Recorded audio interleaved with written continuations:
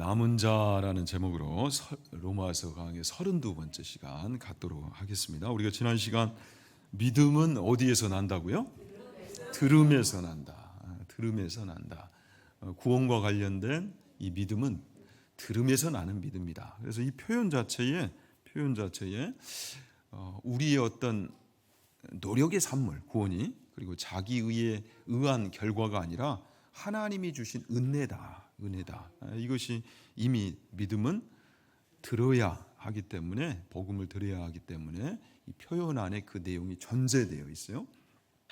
자, 그런데 이스라엘의 실패와 관련해서 이제 이런 하소연을 또 할 수도 있단 말이죠. 이스라엘이 이 구원에 관해 실패했던 까닭은 그들이 듣지 않아서, 그러니까 하나님 앞에 또 책임을 전가하는 그 부분에 있어서 하나님이 복음을 이스라엘에게 들려주시지 않았기 때문에, 믿음은 들음에서 나는데 이 복음을 듣지 못해 그들이 구원을 얻지 못하고 또 누리지 못했다. 이제 이런 또 변명과 핑계를 대는 이들이 있단 말이에요. 그런데 하나님이 복음을 여러분 이스라엘에게 들려주셨어요? 들려주시지 않았어요? 충분히 들려주셨죠. 구약 시대 내내 하나님이 이 복음에 대해서 들려주셨어요. 더군다나 이스라엘뿐만이 아니라 우리가 로마서 서두에서도 살폈지만 이미 하나님의 존재를 부인할 수 없는 증거들이 이 만방에 가득하다고요. 그래서 그 소리가 온 땅에 퍼졌고 그 말씀이 땅끝까지 이르렀도다. 그런데도 이 극악무도한 우리의 죄성은 어떻게 반응합니까? 사랑에 대해서는 사랑으로 반응을 하고, 그리고 최선에 대해서는 최선으로 반응하는 것이 당연지사일진데 그렇지가 않은 거죠. 오히려 이 구원에 대해서 그 모든 실패의 탓을 하나님께 돌려요. 하나님이 더 열심히 일하시지 않았기 때문에 이스라엘이 실패한 것 아닙니까? 은혜를 더 주셔야 하는데도 불구하고 은혜를 주시지 않아서 우리가 이렇게 힘들게 살아가는 건 아닙니까? 이렇게 하소연을 한단 말이죠. 그러나 하나님은 계속해서 그들이 구원을 받을 수 있도록 모든 것을 이루시고 그것을 선물로 주셨어요. 핑계를 댈래야 댈 수 없는 내용이 있단 말이에요. 자, 그렇다면 우리는 어떻게 해야 되는가 할 때에 로마서 10장에 하나님이 하루 종일 이 구원의 손을 내미시는데 그 손을 붙들어야 된다는 거죠. 그 손을, 그 은혜의 손을 확고히 붙들 수 있는 우리 모두가 될 수 있기를 다시 한번 축원해요. 자, 구원의 손을 그래서 붙드는 것에 하나가 무엇이라고 그랬어요? 기도라고 그랬어요. 기도. 이 연말 연시 또 비상시국에 그 어느 때보다도 은혜의 손이 필요한 이때에 과연 정말 나는 기도하고 있는가? 우리 교회는, 사랑의 교회는 아주 용감한 자매가 있습니다. 강씨 자매가 있어요. 우리 강현옥 권사님, 또 강정희 집사님, 아주 이 두 분이 아무튼 다 해두시는 것 같아요. 우리 교회는 강현옥 권사님이 내년에는 이제 여전도의 회장님이시고, 또 올해 그의 뒤질세라 우리 강정희 집사님은 전도 팀장으로 참 귀한 열매들이 있어요. 너무 아름답게 섬겨주셨어요. 감사해요. 그런데 이제 이 용감한 강씨 자매를 이어 하나님이 또 이씨 자매를 또 보내주셨어요. 우리 이미진 집사님이 새롭게 오셨는데 등록하시고 나서 바로 또 언니를 전도했어요. 그래서 새벽에 지금 하루도 빠지지 않고 새벽 제단을 쌓아요. 아주 기대가 됩니다. 우리 사랑의 교회 먼저 된 우리 식구들이 좀 긴장을 해야 되겠죠. 아무쪼록 정말 은혜의 손, 은혜가 필요하지 않는 인생은 단 한 인생도 없는데 그 은혜의 손을 굳건히 붙들고 놓지 않는 우리 모두가 될 수 있기를 다시 한번 축원합니다. 주여 구절 하가고 가십시다. 지금도 은혜로 남은 자가 있느니라. 세 번 묵상할까요? 지금도 은혜로 남은 자가 있느니라. 지금도 은혜로 남은 자가 있느니라. 지금도 은혜로 남은 자가 있느니라. 지금 로마서 9장부터 11장까지 지금 이 어려운 내용들 뚫어보기 위해 목사는 아무튼 지금 매주간 아예 2시 이전에는 잘 생각을 않고 말씀을 붙들고 씨름을 합니다. 어제도 이제 또 2시를 넘겼어요. 그러니까 혹여 저는 좀 특기가 설교를 하다가도 잘 수가 있습니다. 그러니까 우리 목사님 자는 것 같으면 졸은 것 같으면 좀 깨워주세요. 하고 좀 깨워주세요. 자, 지금까지 우리가 로마서 강해를 통해 구원의 성격, 그 특징에 대해서 배워왔는데 좀 간단하게 정리를 하자면 구원은 우리가 받은 이 구원은 민족적, 연대적 차원에서 베풀어지는 구원이 아니라 지극히 개인적인 차원에서 이루어지는 구원이라고 그랬어요. 그러니까 민족 단위로 대한민국이면 대한민국 전체를 하나님이 구원을 시키고 또 그 구원을 거두시냐 이런 차원에서 구원이 베풀어지지 않는다는 거죠. 그러니까 철저히 개인적인 차원. 그러니까 누구의 믿음이 나의 구원을 책임져 주지 않아요. 대신해 줄 수 없단 말이죠. 내가 하나님으로부터 인격적으로 그 구원을 직접 얻고 누려야 한다는 사실이에요. 그리고 두 번째로 구원은 기계적 차원에서 이루어지는 것이 아니라 하나님의 주권적 섭리적 차원에서 이루어진다라고 말씀을 드렸어요. 좀 어려운 표현이죠. 그러니까 구원이 때가 되면 저절로 이렇게 이루어지는 기계적으로 이루어지는 구원이 아니라는 거예요. 하나님의 이 주권 안에서 하나님을 상대하고 하나님의 자녀로서 이 관계 안으로 깊이 들어가는 그런 차원의 구원이라는 사실입니다. 그리고 계속해서 우리가 나누었듯이 자기 공로, 자기의, 그러니까 공로적 차원에서의 구원이 아니요 내가 노력하면 다 얻을 수 있는 그런 차원의 구원이 아니란 말이에요. 내가 할 수 없기 때문에 밖에서 주셔야 돼요. 그러니까 은혜적 차원의 또 구원이다라는 말씀을 드렸습니다. 자, 이제 이렇다 보니 지금 이스라엘의 실패는 어쩌면 이러한 내용을 알지 못하는, 그러니까 영적 무지에서 비롯됐다고 해도 과언이 아닌 것이죠. 지금 이스라엘은 어때요, 여러분? 안타깝게도 구원이 도저히 나올 수 없는 데서 구원을 캐내겠다고, 그러니까 보물이 없어요. 그런데 거기서 보물을 캐내겠다고 하는 그 시도를 계속하고 있단 말이죠. 얼마나 여러분 안타깝습니까? 여기 있는 목사가 이전에도 한번 말씀드렸는데 참 부끄러운 고백이에요.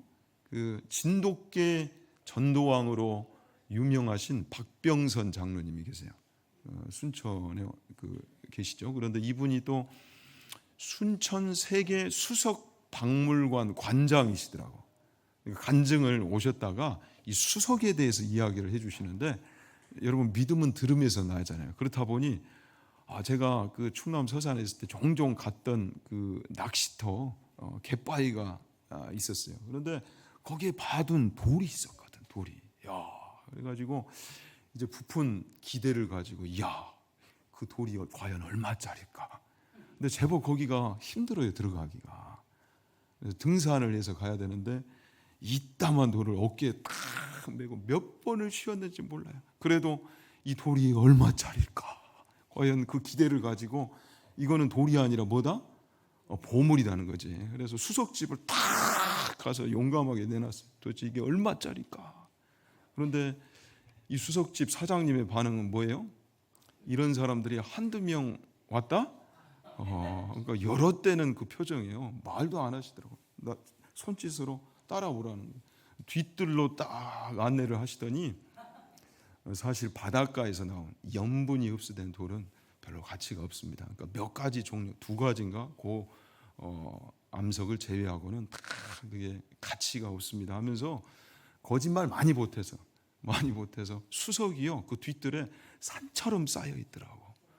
근데 이거 공짜니까 좌대값만 내고 그냥 마음에 드시는 거 갖고 가세요 이래요. 근데 제가 가지고 온 돌보다 거기 있는 산처럼 쌓인 수석이 더 좋았다 나빴다? 좋았다. 지금까지 그 수고가 다 헛수고가 됐고요. 제 눈의 보석이었더라고요. 지금 이스라엘이 그래요. 하나님의 의를 이루는데 이 하나님의 의를 자기 노력으로 얻을 수 있다라고 생각을 하는 거죠. 그래서 하나님의 의를 채우시고 이루신 예수 그리스도를 도무지 붙들지를 않는 거예요. 바벨탑을 쌓는 것처럼 내가 하면 될 수 있어. 이 자기 도취, 자기 착각 속에 빠져 나오지를 못하는 거예요. 그러니 이게 얼마나 무지한 일인데도 이것을 진단하지 못하고 계속 그 길을 가는 이스라엘의 실패가 얼마나 안타깝냐고요. 자, 그런데도 하나님은 그런 이스라엘을 여러분 포기하십니까? 오늘 이제 11장으로 들어와서 그러므로 내가 말하노니 하나님이 자기 백성을 버리셨느냐? 그럴 수 없느니라. 그럴 수 없느니라. 여러분, 이스라엘이요 자격이 돼서 하나님이 버리시지 않은 거예요? 실패했어요? 실패하지 않았어요? 분명히 실패했어요. 그 구약 내내 하나님의 사랑과 구원에 관한 계획을 밝히 드러내시고 들려주셨음에도 불구하고 그들은 실패했어요. 구속사의 중심이 이제 이스라엘에게서 이방인에게로 넘어갔어요. 그럼에도 왜 이 로마서에서 이스라엘의 실패에 관한 문제를 계속해서 언급하는가? 왜 그렇습니까? 이 내용이 너무도 중요하고 구원에 관하여서 많은 분들이 오해하고 있다는 거예요. 그래서 제대로 그 구원의 은혜를 누리지 못하고 있기 때문에 이 내용을 반복할 뿐만 아니라 우리의 신앙이 하나님이 이끄시는 그 지점을 향해, 방향을 향해 나아감으로 성숙한 신앙, 건강한 신앙이 돼야 되는데, 균형 잡힌 신앙이 돼야 되는데, 이 내용 때문에, 이 중요한 내용 때문에 계속 반복을 하는 것이란 말이죠. 그래서 균형 잡힌 신앙이라고 할 때는 이 균형은 중간의 균형이 아니라 성숙의 균형을 말해요. 말씀과 기도의 균형, 또 제사장적 입지와 선지자적 입지에서의 균형, 또 주일 성수와 주중의 삶에 있어서의 균형, 또 하나님 사랑과 이웃 사랑에 있어서의 균형. 아무쪼록 우리의 신앙은 이 균형 잡힌 건강한 신앙 될 수 있기를 진심으로 축원합니다. 그 길을 향해 가야 된단 말이죠. 그렇다면 우리가 알아야 돼요, 이 구원에 대해서. 성경은 풍성히 이 구원의 은혜에 대해서 우리에게 말씀을 하신단 말이죠. 이스라엘, 실패한 이스라엘을 왜 하나님은 버리시지 않는가? 왜 그들을 향해 계속해서 구원의 손을 내미시는가? 왜 그렇습니까, 여러분? 하나님은 사랑의 하나님이시다는 거죠. 긍휼의 하나님이세요.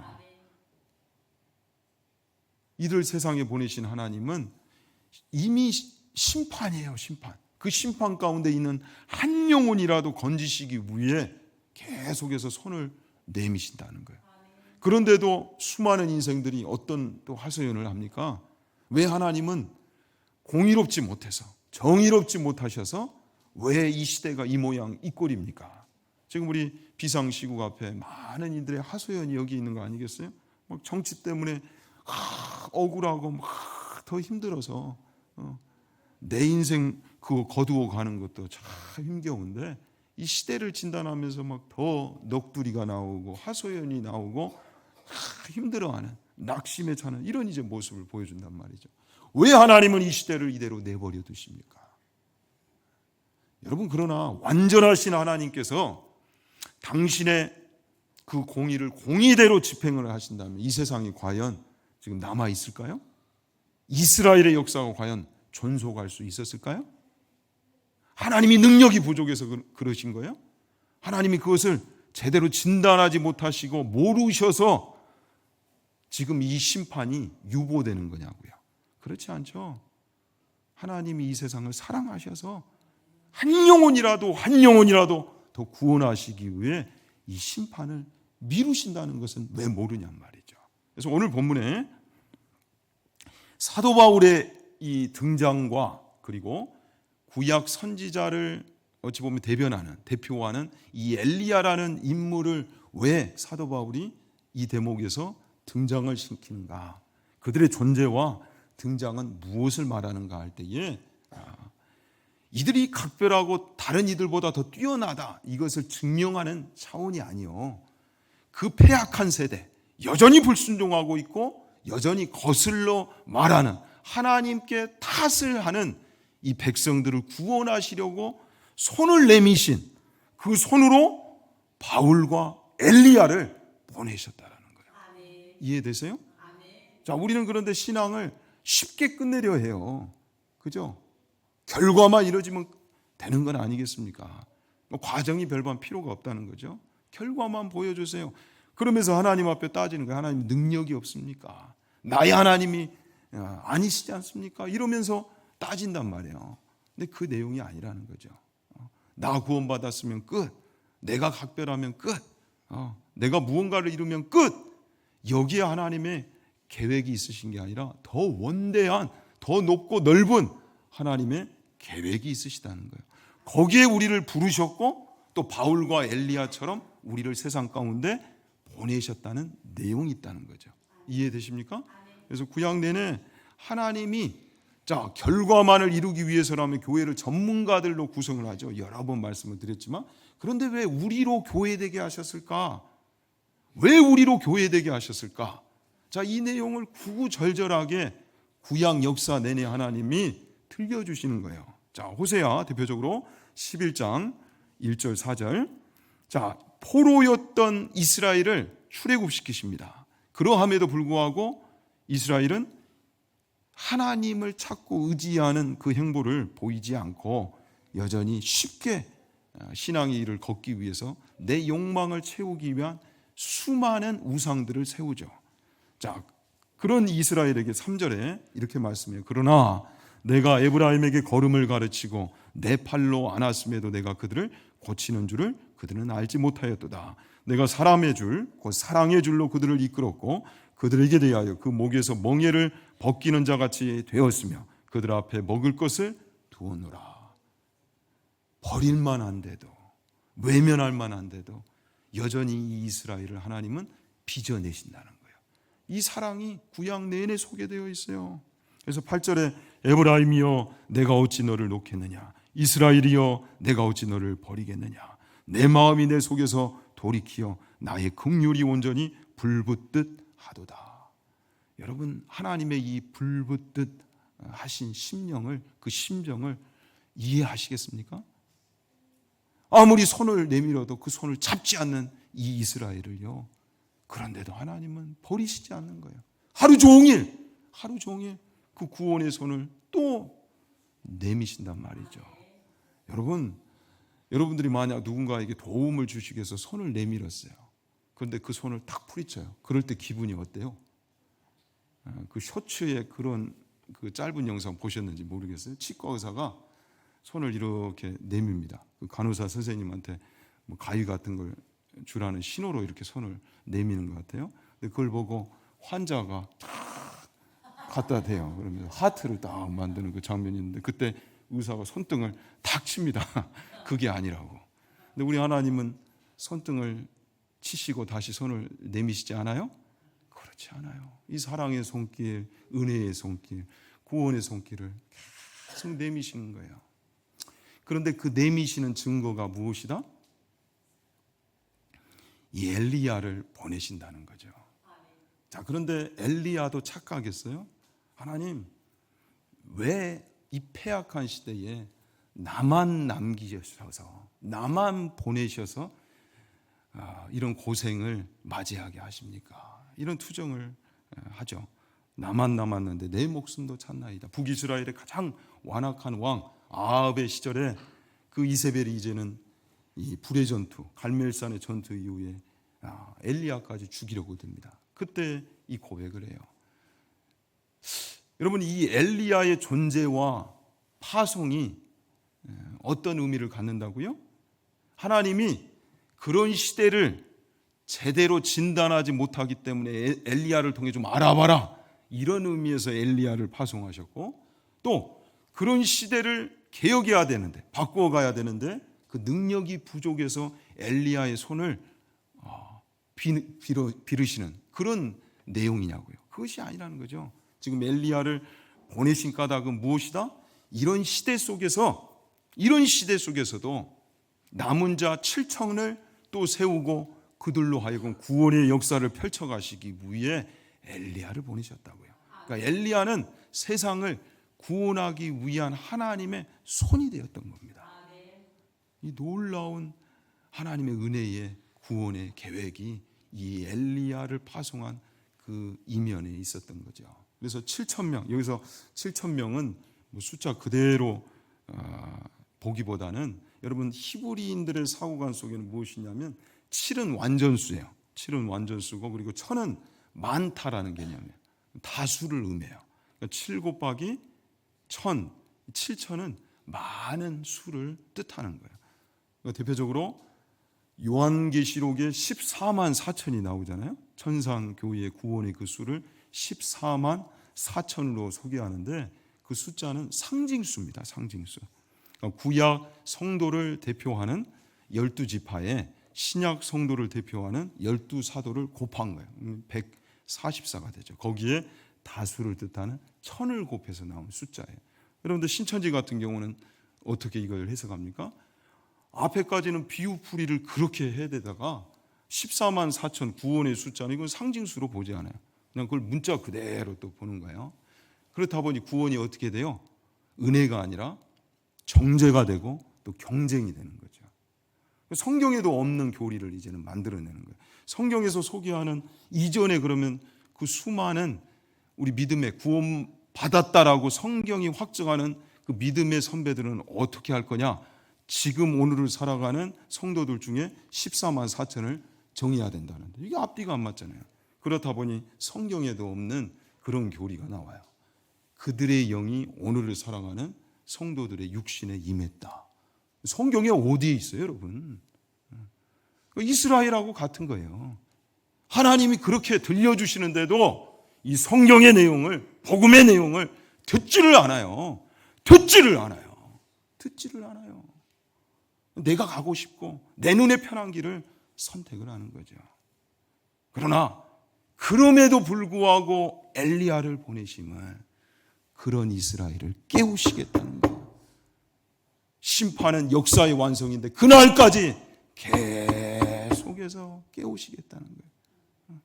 그런 패역한 세대임에도 불구하고 그래서 엘리야를 보냈다는 거예요.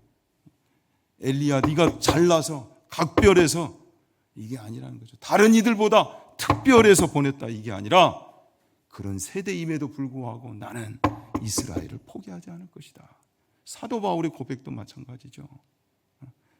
이방인의 사도로 부름을 받고 그를 보내야만 했어요. 그 속에서도 바울 안에는 여전히 동족 이스라엘을 향한 이 소원을 포기하지 않는 거예요. 그들의 보냄과 또한 고백 안에 이 하나님의 손이 보여지는 겁니다. 우리도 마찬가지입니다. 바울과 엘리야의 등장과 이 파송처럼 왜 하나님이 이 시대에 우리를 보내셨어요? 우리를 무엇 되게 하시려고? 하나님의 손되게 하시려고. 하나님의 손으로서 이 역할을 감당케 하시려고 우리를 보내셨다고요. 우리의 구원은 나만의 구원으로 끝나지 않는다고요. 이 시대를 위해서 우리를 보냈고 또한 여러분이 처한 초소, 가정과 삼터와 일터에 여러분들을 하나님의 손으로 쓰시려고 보내셨다고요. 제발 그러니 여기에서만 여러분들의 신앙을 끝내지 마세요. 나는 각별해서, 나는 뛰어나서, 다른 사람들보다 더 나아서 이거 간증하다가 여러분의 신앙생활을 제발 끝내지 마시고 여기에 무엇을 채우라?